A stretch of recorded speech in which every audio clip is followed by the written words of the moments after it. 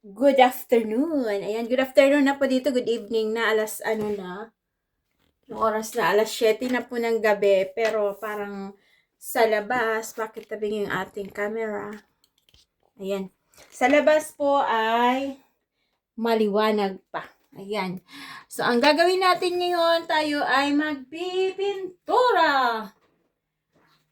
Ito guys, sabi ko kay David, pinturahan ko nga itong nagpabili ako nito nung pumunta kami sa B&Q noong isang araw. Ano siya, yung white, North Pole, kasi iba-iba yung mga pangalan. So, kinuha namin North Pole, kasi yung North Pole, diba, white. North Pole Gloss. Kasi sabi ko, pag nililinisan ko to, natatanggal yung pininturahan namin ito noon bago kami lumipat pagbalik dito. Pininturahan namin to, kami lang ang nagpintura. Ngayon sabi ko, bilhan mo nga ako ng gloss paint at pipinturahan ko yung yung mga ganito. Ano lang to guys, pinturang yung hindi lang ito maganda. Hindi maganda na pagkapintura, pero itatry ko lang. Ayan. Ihanda na to ni David. Hinanapan niya ako ng paintbrush. Tapos kasi ito siya ready to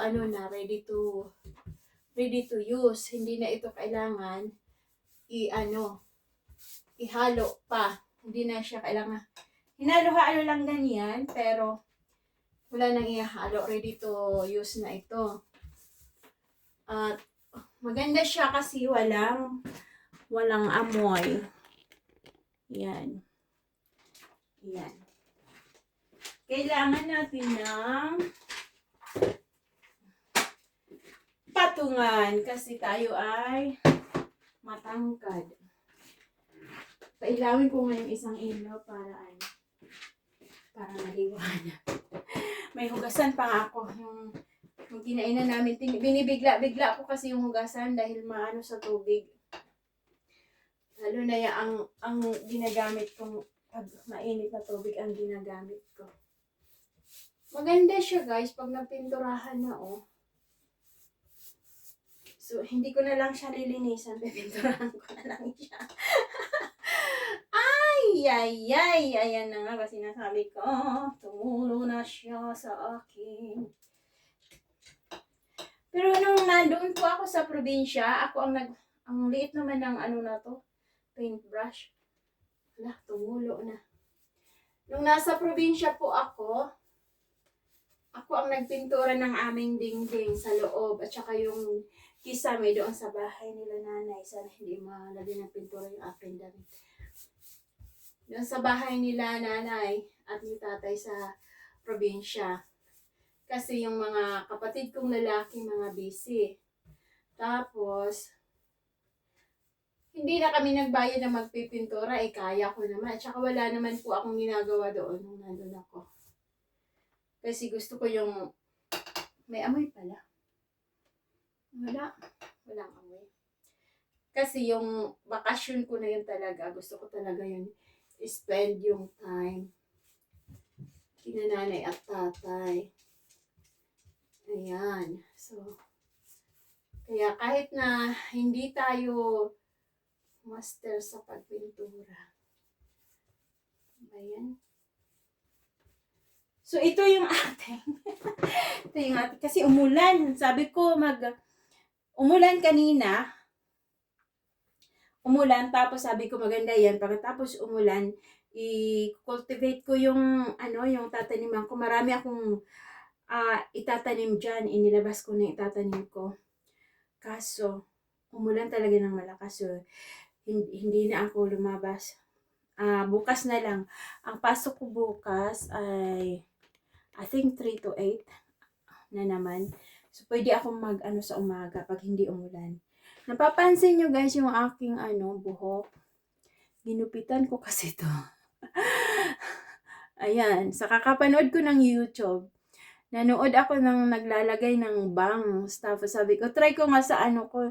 Naku, yung tingnan mo, may bangs na maliit. Pero hindi ko na yung ginagamit. Magulo sa aking mata. Ayan, so yan na. I-ano natin. Ano bang pangalan doon? I-hyperlapse natin. Para hindi na ako magsalita. Okay. Hyperlapse! Go!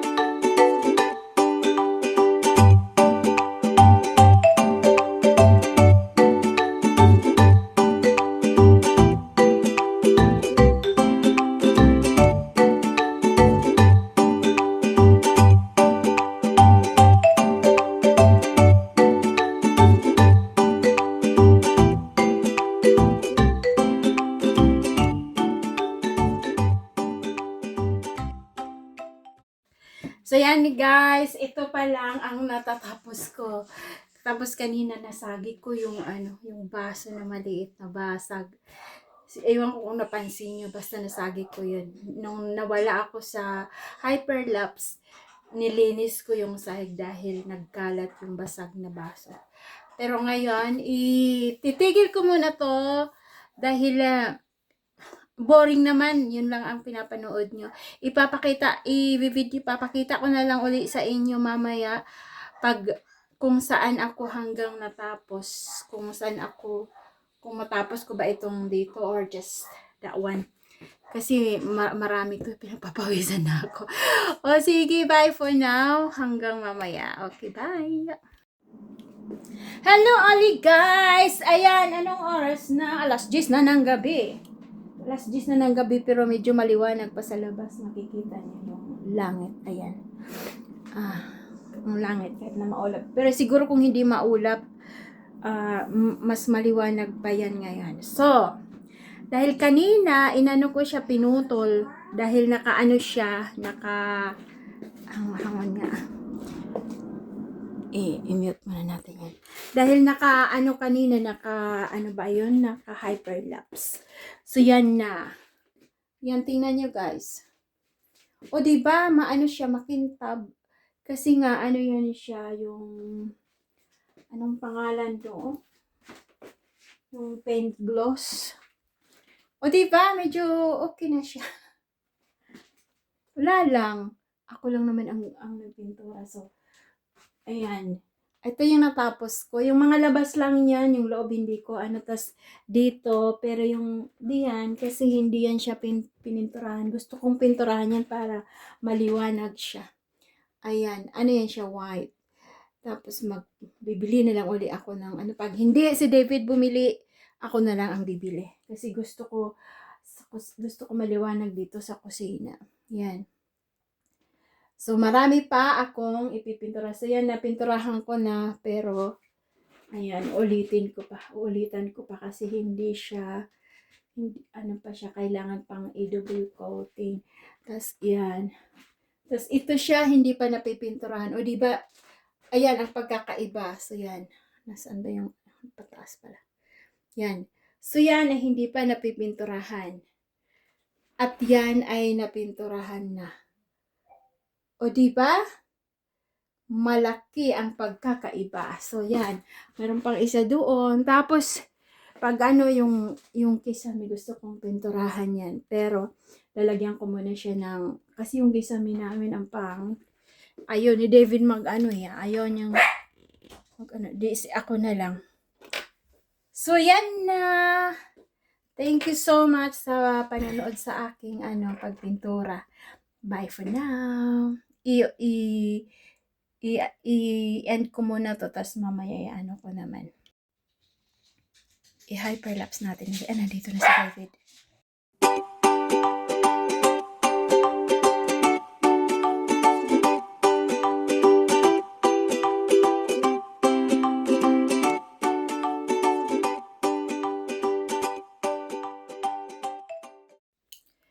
Good morning guys, good morning. Ngayon po ay Monday na naman uli.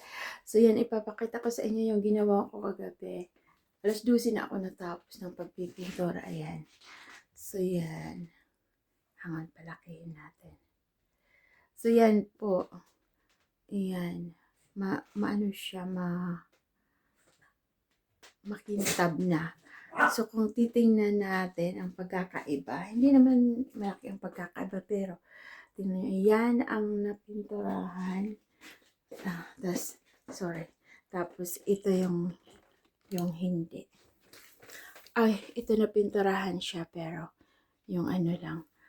Hindi yan kinakapalan ni David ang kasi parang di ba tingnan nyo, may siya. May pattern siya. Pero kasi pag nililinisan ko, natatanggal. Ayan, katulad nito. Sorry. Pag naglilinis ako, natatanggal yung pintura. Kaya sabi ko kay David, pinturahan ko na lang. So, ayun, siya, wala na yung pattern kasi kinapalan ko yung yung pintura. Ito siya, makikita nyo, meron pang mga ganto-ganto. Ganto talaga to nung dumating yata dito. Ewan ko kung ganito yung kulay or kasi yung loob niya, ay hindi pala to. Ang na kasi ng pintura, yung loob nito, ayun po ito kung pintura. Yung loob kasi nito ganyan. Ayan walang pintura. Siguro nung dumating ito dito lang pintura tapos pininturahan na lang ni David. Pero yung pagkakapintura yata niya ay lang, manipis. Pero yung ayun, wala na yung parang tingnan nyo, parang may siya. Pero kasi pag nililinisan ko natatanggal katulad niyan. Yan, nililinisan ko kasi di ba pag sa kusina malagkit dahil dito lahat kami nagluluto ng mga mantika. May mantika. So yan. Ito siya. Parang okay na siya. So yan, medyo malinis tingnan. Pero hindi pa lahat yan. Hindi naubos yung maliit na pintura. Ayan, sorry. Kusina namin nagkakalat. Tapos, ayan. Kung makikita niyo yung pagkakaiba. Tanggalin. Diyan muna ako sa gitna. Ayan. Kita niyo ba yung pagkakaiba? Sorry, makalat. Pagkakaiba yung nasa ilagay natin dito. Ayan. Yung pagkakaiba nung nasa baba at saka nasa taas. Pareho lang. Pero mas makintab ng konti yung nasa taas. Ayan. Ayan. So, yan ang yan ang resulta. Basta hindi ko tinigilan kagabi hanggat hindi natatapos yung hanggang dito. Apo yung loob, pininturahan ko na rin ang pangit ng pagkapintura ko. Yung pultik-pultik, ba yan sa Tagalog, pultik-pultik. Tas ito rin, lahat ng loob pininturahan ko na, pati ito, ayan, ito rin, ito pininturahan ko na, maganda siya kasi makintab. Tas ito dati, masyadong to dito kasi ang mantika. Buksan natin.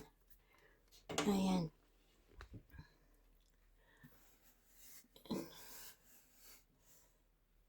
Tingnan, nakikita niyo yan.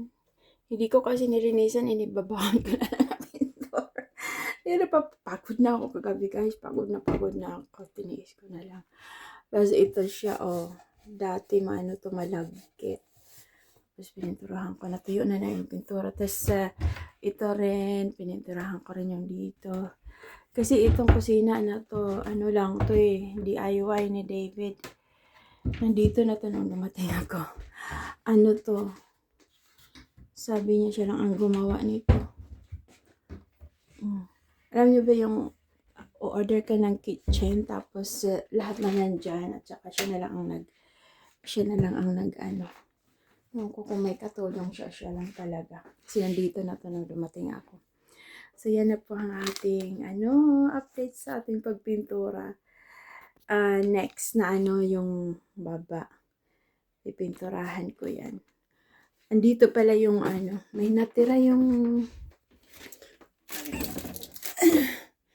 bali ganito kalaki yung ganyan kalaki. Ilang liter ba to? Ano kalaki? 750 ml. Ayan. Tapos, ito lang yung naanohan ko ganyan. Yan lang. Pinturahan ko sana yung ilalim kasi para maliwanag. Baka ito gamitin ko dito sa ilalim. Pero kailangan ko ng maliit na roller kasi masakit sa liig pag yung brush lang ang gagamitin. So, ay ito kasi tingnan mo kasi si Dibi lang ang nagpintura dito. Tumulo yung mga pintura dito, hindi na niya yan tinanggal. So, kaya pag pininturahan ko to, pipinturahan ko na rin itong loob. Ayan. So, habang kaya pa natin gumawa, gagawin natin. Hindi na kailangan magbayad pa ng di ba? Yan. So, yan na. Thank you so much for watching. Bye for now.